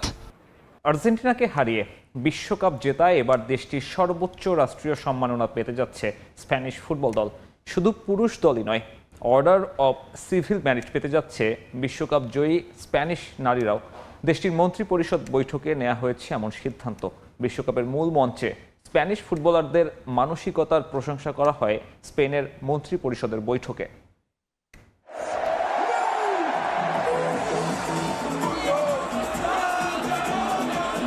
ফুটবল ইতিহাসে এই প্রথম অনন্য এক কীর্তি গড়েছে স্পেন। নিউ জার্সি স্টেডিয়ামে আর্জেন্টিনাকে এক প্রকার নাস্তানাবুদ করে শ্রেষ্ঠত্বের মুকুট মাথায় তোলে লামিন ইয়ামাল, ফেরান তোরেসরা। নতুন প্রজন্মের এমন অর্জনে এখনো আনন্দে ভাসছে পুরো স্পেন। এর আগে 2023 সালে সিডনিতে ইংল্যান্ডকে হারিয়ে নারী বিশ্বকাপের শিরোপা জিতেছিল স্পেন নারী দল। বিশ্বের প্রথম ও একমাত্র দল হিসেবে একই সঙ্গে নারী ও পুরুষ উভয় বিশ্বকাপ শিরোপা নিজেদের ঘরে রাখার অনন্য কীর্তি গড়েছে লা রোহারা। মাঠের এই অবিশ্বাস্য সাফল্যের পর এবার স্পেন নারী ও পুরুষ দল পাচ্ছে দেশটির সর্বোচ্চ রাষ্ট্রীয় সম্মান। স্পেনের মন্ত্রী পরিষদের এক বৈঠকে দেশটির শিক্ষা, ভোকেশনাল ট্রেনিং ও ক্রীড়ামন্ত্রী মিলাগ্রোস তোলোনা স্পেন নারী ও পুরুষ দলকে অর্ডার অফ সিভিল মেরিট পদক দেওয়ার প্রস্তাব দেন, যা পররাষ্ট্রমন্ত্রী হোসে ম্যানুয়েলের সুপারিশে গৃহীত হয়। এটি এমন এক অর্জনের স্বীকৃতি যা খেলাধুলার সীমানা ছাড়িয়ে পুরো সমাজে অধ্যবসায়, প্রচেষ্টা, ত্যাগ, পারস্পরিক সহযোগিতা, শ্রদ্ধা, সহনশীলতা ও প্রতিভার মতো মূল্যবোধ ছড়িয়ে দেয়। পুরো বিশ্বকাপে একক প্রচেষ্টায় নয়, লা রোহারা খেলেছে দল হিসেবে। ফুটবলের মাধ্যমে স্প্যানিশ ফুটবলাররা নিজেদের জাতীয়তা বিশ্বের দরবারে তুলে ধরেছেন বলে মন্তব্য করেন স্পেন সরকারের মুখপাত্র ও মন্ত্রী এলমা সাইস। তারা পুরো বিশ্বকে দেখিয়ে দিয়েছে দলীয় শক্তির আসল রূপ। অসাধারণ প্রতিভার পাশাপাশি তারা দেখিয়েছে সৌহার্দ্য ও সংহতির সৌন্দর্য। প্রতিদ্বন্দ্বিতা করার এই ধরন কেবল খেলাধুলার মধ্যেই সীমাবদ্ধ নয়, এটি একটি দেশ হিসেবে আমাদের নিজস্ব মূল্যবোধকে ফুটিয়ে তোলে। আমাদের আবার নতুন করে স্বপ্ন দেখানোর জন্য আপনাদের ধন্যবাদ। অভিনন্দন চ্যাম্পিয়নরা। বিশ্বকাপের প্রথম ম্যাচে কেপ ভার্দের বিপক্ষে হোঁচট খাওয়ার পর আর পেছনে তাকায়নি লুই দে লা ফুয়েন্তের শিষ্যরা। মূল মঞ্চে স্প্যানিশ ফুটবলারদের মানসিকতারও প্রশংসা করা হয় স্পেনের মন্ত্রী পরিষদের বৈঠকে। ফাহিম ইসলাম, সময় সংবাদ। প্রথমবারের মতো অনুষ্ঠিত হলো মোবাইল গেমারদের free fire campus hero Panchagarh এডিশনের গ্র্যান্ড ফাইনাল। উত্তেজনাপূর্ণ লড়াই শেষে বিজয়ীদের হাতে তুলে দেওয়া হয় ট্রফি, ক্রেস্ট, মেডেল ও প্রাইজ মানি। আয়োজকদের আশা, ভবিষ্যতে জাতীয় পর্যায়ে অংশ নেবে সেখানকার তরুণ গেমাররা। পঞ্চগড় থেকে রাহাত হোসেন রাফির ছবিতে সোহাগ হায়দারের রিপোর্ট। একদল তরুণের চোখ মোবাইলের স্ক্রিনে, আঙ্গুল ব্যস্ত নিয়ন্ত্রণে। নানা কৌশলে মুহূর্তেই বদলে যাচ্ছে খেলার পরিস্থিতি। প্রতিপক্ষকে হারাতে চলছে প্রাণপণ চেষ্টা, কখনো গুলি আবার কখনো গ্রেনেড হামলায় টিম ওয়ার্কের রোমাঞ্চে জমে উঠেছে এক ভার্চুয়াল যুদ্ধ। পঞ্চগড়ের মকবুলার রহমান সরকারি কলেজে অনুষ্ঠিত হয়েছে free fire campus hero Panchagarh এডিশনের গ্র্যান্ড ফাইনাল। ম্যান গ্রুপ ই স্পোর্টসের আয়োজনে এবং বিডিবি ই স্পোর্টসের সহযোগিতায় জেলায় প্রথম বড় পরিসরে এই ই স্পোর্টস আসর অনুষ্ঠিত হয়। প্রতিযোগিতা শেষে বিজয়ীদের হাতে তুলে দেওয়া হয় ট্রফি, ক্রেস্ট, মেডেল এবং মোট 25,000 টাকার প্রাইজ মানি। আমরা এখানে 80টার উপরে টিম অংশগ্রহণ করেছি, তার মধ্যে আমরা টপ ওয়ান হয়েছি। নেক্সট টার্গেট একটা অফিসিয়াল কোয়ালিফাই করে ভালো কিছু করে পঞ্চগড়ের বাংলাদেশের থেকে বাইরে কিছু যাওয়ার ইচ্ছা। পঞ্চগড়ে ফার্স্ট ল্যান্ড টুর্নামেন্ট, তো আসলে অনেক ভালো লাগছে আমার। আমি চাই এটা আরো অনেক দূর এগিয়ে যাক। একসময় শুধু বিনোদনের মাধ্যম হিসেবে পরিচিত এই অনলাইন গেম এখন জায়গা করে নিচ্ছে প্রতিযোগিতামূলক ই স্পোর্টসে। পঞ্চগড়ের এই আয়োজনও সেই সম্ভাবনার নতুন বার্তা দিচ্ছে বলে জানান আয়োজক ও সহযোগীরা। তাদের যে কৌশলগত দিক তৈরি হচ্ছে সেটাই আমাদের মূল লক্ষ্য। এখান থেকে যারা চ্যাম্পিয়ন হবে এদেরকে আমরা বিশ্বমঞ্চে তাদেরকে উপস্থাপন করার সুযোগ পাবো। বাংলাদেশে এই জিনিসটা এখন পর্যন্ত খুব বেশি ভাবে হচ্ছে না, তবে আমরা চাই এটা আরো ভালোভাবে হোক। পঞ্চগড়ে প্রথমবারের মতো আয়োজিত এই টুর্নামেন্টে গত 17 জুলাই অনলাইনে অংশ নেয় 86টি দল। প্রতিটি দলে ছিলেন 4 জন করে খেলোয়াড়। এরপর কোয়ালিফায়ার ও সেমিফাইনালের কঠিন লড়াই পেরিয়ে সেরা 12টি দল জায়গা করে নেয় গ্র্যান্ড ফাইনালে। এরপর ফাইনালে প্রথম স্থান লাভ করে অনলাইন গেমার দল বাংলা ব্লাস্টার। সোহাগ হায়দার, সময় সংবাদ, পঞ্চগড়। এ পর্যায়ে খেলার সময় শীর্ষ সংবাদ জানিয়ে দিচ্ছে আরেকবার। অস্ট্রেলিয়া সফরের আগে চোট জর্জরিত বাংলাদেশ ক্রিকেট দল ছিটকে গেলেন নাহিদ রানা। ডারউইনে প্রথম টেস্টে পাওয়া যাবে না লিটনকে, শরীফুলকে নিয়েও অনিশ্চয়তা। চূড়ান্ত হলো নতুন কুড়ি ফুটবল ফাইনালের 4 দল। বালক বিভাগে সিলেট, ময়মনসিংহ, বালিকাতে রাজশাহী, রংপুর। প্রাথমিক চিকিৎসা নিয়ে অব্যবস্থাপনার অভিযোগ দলগুলোর। জমকালো আয়োজনে উন্মোচিত হলো সাফ লোগো। বাংলাদেশের ফুটবল উন্মাদনা কাজে লাগাতে চান সাধারণ সম্পাদক। ঘরের মাঠে শিরোপা জিততে আত্মবিশ্বাসী থমাস ডুলি।